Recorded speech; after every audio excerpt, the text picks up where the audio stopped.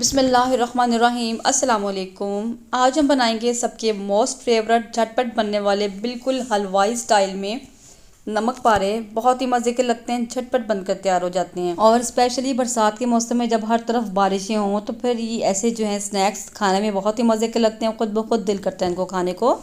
बिल्कुल हलवाई स्टाइल में हम इसको बनाएंगे, बिल्कुल वैसे ही खस्ता बनेंगे जैसे आप बाजार से लेकर आते हैं। बहुत ही मज़े के बनते हैं, मुश्किल से 10 से 15 मिनट में बनकर तैयार हो जाते हैं। वीडियो को बगैर स्किप किए लास्ट तक ज़रूर वॉच कीजिएगा ताकि आप भी बिल्कुल ऐसे ही खस्ता नमक पारे घर पर बनाकर तैयार कर सकें। तमाम टिप्स मैंने इस वीडियो में दिए हैं, तो वीडियो को स्किप मत कीजिएगा। वीडियो अच्छी लगे तो लाइक और शेयर ज़रूर कीजिए।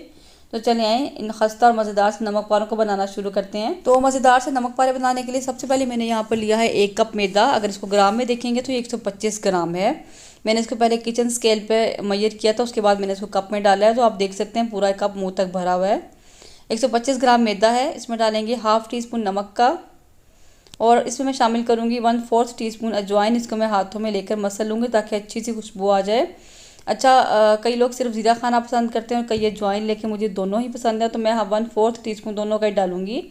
यानी 1/4 चम्मच अजवाइन की और 1/4 चम्मच ज़ीरे की डालूंगी। इन दोनों को हाथों में हम क्रश करके डालेंगे। आप चाहें तो हाफ टी स्पून सिर्फ ज़ीरा भी डाल सकते हैं और सिर्फ अजवाइन भी डाल सकते हैं। इनको हम अच्छे से मिक्स कर लेंगे। इसके बाद हमें घी चाहिए होगा, तो घी को देख लेते हैं हमें कितना चाहिए। मैंने यहाँ पर 25 ग्राम घी लिया है। मैं आपको टेबल स्पून से भी मेजर करके दिखाऊंगी। सिंपल सा फार्मूला है, 500 ग्राम मैदा होगा तो 100 ग्राम घी डलेगा, 250 ग्राम मैदा होगा तो 50 ग्राम, और 125 ग्राम मैदा है तो 25 ग्राम घी। ठीक है, और टेबल स्पून हम उसको देख लेते हैं कितने टेबल स्पून बनेंगे, क्योंकि अगर आपके पास किचन स्केल नहीं है तो आप उसको टेबल स्पून से भी मेजर कर सकते हैं। तो ये तकरीबन 3 टेबल स्पून बना था। हमने इस घी को मेल्ट करना है।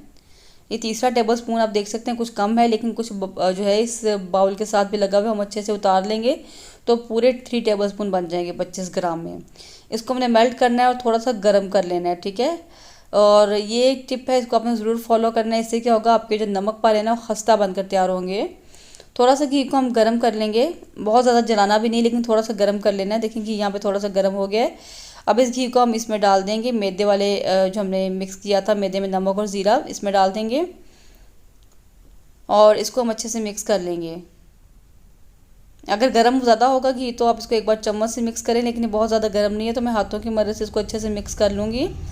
अच्छा, घी का अंदाज़ा इस बात से भी होगा कि आपने इसको मिक्स करना है, और मिक्स करने के बाद अपने हाथ में मुट्ठी बनाकर देखना है। अगर तो आपका मैदा इकट्ठा हो रहा है, जुड़ रहा है, इसका मतलब आपका घी बिल्कुल परफेक्ट है, ऐसा होना चाहिए। ठीक है, बिखरना नहीं चाहिए। ठीक है, अब बस में पानी डालना शुरू करेंगे। पानी इसमें बहुत कम जाता है, बहुत एहतियात से आपने डालना है। तो मैंने ये 1/4 कप का भी हाफ़ लिया है पानी का। अब ये भी मैं टेबल स्पून के से नाप कर डालूंगी, यानी ये 25 ग्राम मैंने पानी लिया है फ़िलहाल। ठीक है, मैंने 2 टेबल स्पून डाले हैं। बस आपने बहुत थोड़ा थोड़ा करके पानी ऐड करना है, क्योंकि हमें इसके लिए डो जो है ना सख्त रखनी होती है। तो मैंने यानी कि 25 ग्राम पानी पूरा डाल लिया, 3 टेबल स्पून डाल लिया। अब थोड़ा थोड़ा पानी मैं इसमें हाफ टेबल स्पून करके मज़ीद डालती जाऊँगी ताकि आटा नरम ना हो। ठीक है, हमें आटे की इसकी जो डो है ना सख्त रखनी होती है, बहुत सख्त भी नहीं, लेकिन समोसों की तरह सख्त होनी चाहिए। तो इस तरह हाथों से मसलते हुए इसको अच्छे से मिक्स करते जाएंगे, थोड़ा थोड़ा पानी डालकर।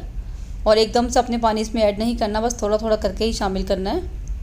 और पानी आपने इतना शामिल करना है कि बस मैदा तमाम जो ना अच्छे से इकट्ठा हो जाए और एक सख्त सी डो बन जाए। ठीक है, तो देखें यहाँ पर तमाम मैदा अच्छे से इकट्ठा हो चुका है, एक सख्त सी डो बन गई। इसको थोड़ा सा हम गूंद लेंगे।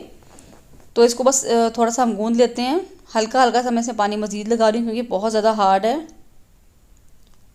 तो बस इसको अच्छे से गूंदने के बाद इसको जो है ना हमने कवर करके किसी क्लिंग फिल्म में, किसी शॉपर में डाल के रख देना है ताकि ये जो है अच्छे से सेट हो जाए। ठीक है, सेट होने के लिए हम इसको छोड़ देंगे। तो यहाँ पर हमने आटे को गूंद लिया है और आप देख सकते हैं कितना सख्त है आटा। अब इसको मैं शॉपर में डाल के रख दूँगी और तकरीबन 15 से 20 मिनट के लिए हम इसको रेस्ट देंगे ताकि अच्छे से सेट हो जाए, और बाहर काउंटर में मैं इसको छोड़ दूँगी। ठीक है, तो 15 से 20 मिनट के बाद देखें ये डो हमारी अच्छे से सेट हो चुकी है। इसको हम खोल लेंगे और कोई पेड़ा वगैरह बनाने की ज़रूरत नहीं है। काउंटर पे हम थोड़ा सा मैदे को डस्ट करेंगे और इसको हमने इसी तरीके से बेलना शुरू करना है। आप चाहें तो इसकी क्वांटिटी डबल से ट्रिपल भी कर सकते हैं, यानी कि 250 ग्राम से लेके 500 ग्राम मैदे के भी आप बना सकते हैं, लेकिन मैं इस वक्त थोड़े बना रही हूँ।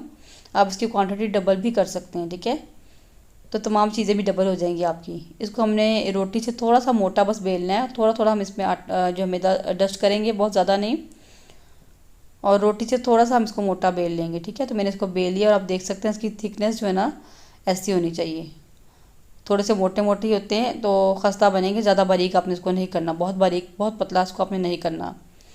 तो हल्का सा मैदे को दोबारा से काउंटर पर डस्ट करेंगे क्योंकि हमने इसकी कटिंग करनी है और ताकि साथ ना चिपकें। ठीक है, थोड़ा सा मैदा ऊपर भी हम डस्ट करेंगे और पिज़्ज़ा कटर की मदद से इस तरीके से हम इसको लंबाई में एक बार कट लगा लेंगे। अगर पिज़्ज़ा कटर नहीं है तो आप सिंपल छुरी से भी कट लगा सकते हैं, कोई ज़रूरी नहीं है कि आपने पिज़्ज़ा कटर से ही लगाने हैं। ठीक है, तो मेरे पास है पिज़्ज़ा कटर तो मैं इससे लगा रही हूँ, लेकिन छुरी से भी बहुत ईजीली कट जाते हैं क्योंकि ये डो हमारी सख्त है, अच्छे तरीके से बनी हुई है। एक बार हमने सीधे निशान लगाए, उसके बाद तिरछे लगाएंगे और इनको जो है नमक पारों की शेप में हम कट कर लेंगे। और थोड़ा सा जो है मैदा हम ऊपर डस्ट करेंगे ताकि जब हम इनको इकट्ठा करें तो ये आपस में चिपके नहीं। ठीक है, थोड़ा सा मैदा डस्ट करके फैला लेंगे और स्क्रैपर की मदद से हम इस तरीके से उतार लेंगे। क्योंकि ये डो काफ़ी हार्ड होती है और हमने मैदा भी डस्ट किया हुआ है तो इसलिए ये डर नहीं होगा कि आपस में चिपकेंगे। आपने इस तरीके से इनको उतार लेना है, प्लेट में डाल लेना है। और दूसरी जगह मैंने कढ़ाई में घी डाला हुआ है गर्म होने के लिए, तो हम एक नमक पारे को डालकर हम चेक करेंगे। तो ये इस वक्त घी यहाँ पर गर्म होना चाहिए, लेकिन ये कम गर्म है, थोड़ा सा मज़ीद गर्म होने देंगे। फिर हम नमक पारे जो हमने काटे थे वो इसमें डाल देंगे। तो देखें कि ये अच्छे से गर्म हो चुका है। तमाम नमक पारे मैं इसमें डाल दूँगी और आपने ज़रा ध्यान से एक साइड पे डालें ताकि घी की छींटे ना पड़ें। ठीक है, अब ये इकट्ठे हो गए हैं तो कोई टेंशन वाली बात नहीं है, घी में जाती है खुद ही बिखर जाएंगे। ठीक है, फ़ौरन से आप इसको हिला लें तो ये बिखर जाएंगे। पहले आपने इसका फ्लेम जो है थोड़ा सा हाई रखना है ताकि गर्म घी में ये फ़ौरन से सेट होना शुरू हो जाए। जैसे ये पकना शुरू होंगे तो उसके बाद आपने फ्लेम को मीडियम कर देना है और जब ये पक जाएंगे, इनमें कलर आ जाएगा तो फिर आपने लास्ट पे जो है ना फ्लेम को दोबारा से हाई कर देना ताकि अच्छा सा कलर इस पर आ जाए। और मुसलसल हिलाते हुए हम इसको पकाएंगे ताकि हर जगह एक जैसा कलर आए। तो इस तरीके से हम इसको मुसलसल जो है ना हिलाते रहेंगे और आप देख सकते हैं कि आहिस्ता आहिस्ता इनमें जो है ना लाइट ब्राउन कलर आना शुरू हो गया। इसी तरीके से आपने इनको हिलाते रहना है और लास्ट पे आके जब कुछ कलर इन पे आ जाएगा तो हम फ्लेम को थोड़ा सा हाई कर देंगे।